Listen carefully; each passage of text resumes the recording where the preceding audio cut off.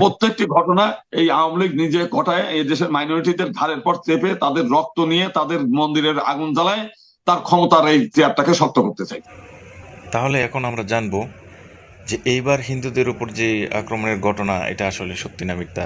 এবারও তাই, এবারও এই যে ঘটনা, এখন কিন্তু বাংলাদেশের সত্যিকার অর্থে গ্রামকে গ্রাম জ্বালানোর কোনো ঘটনা নেই।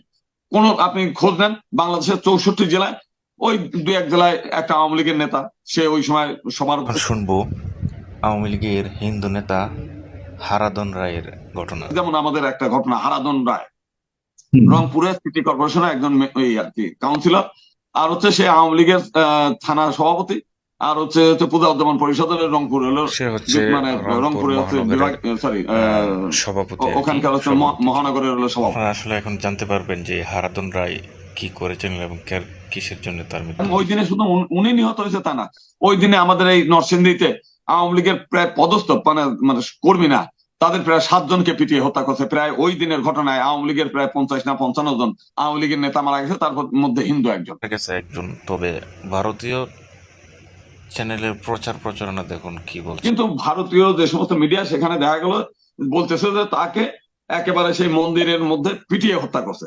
গতকাল অবশ্য ওখানকার পূজা উদ্যাপন পরিষদ একটা সংবাদ সম্মেলন করে বলছে না, হারাধন দা আমাদের নেতা, সে আসলে ওই মন্দিরে হামলা হয়ে মারা যায় নাই, মন্দির রক্ষা করতে মারা যায় নাই, সে মূলত হচ্ছে ওই মানে আসলে দেশের শান্তি বিনষ্ট করার জন্য এই অপপ্রচার চালানো হচ্ছে।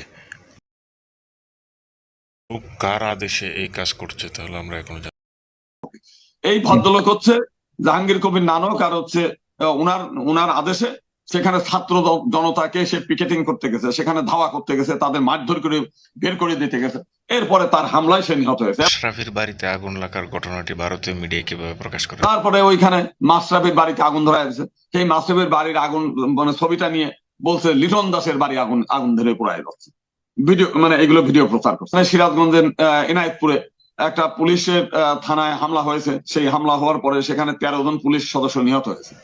এই 13 জনের ব্যাপারে ভারতীয় মিডিয়া কি প্রকাশ করেছে? একজন ছিল হিন্দু পুলিশ, অথচ ভারতীয় মিডিয়া কোনোটাই বলছে 9 জন পুলিশ, মানে 13 জনের মধ্যে 9 জন পুলিশ নিহত হয়েছে, বেছে বেছে শুধু হিন্দু পুলিশদের নিহত করা মানে খুন করা হচ্ছে। আবার কিছু মিডিয়া বলছে 13 জনই হিন্দু পুলিশ।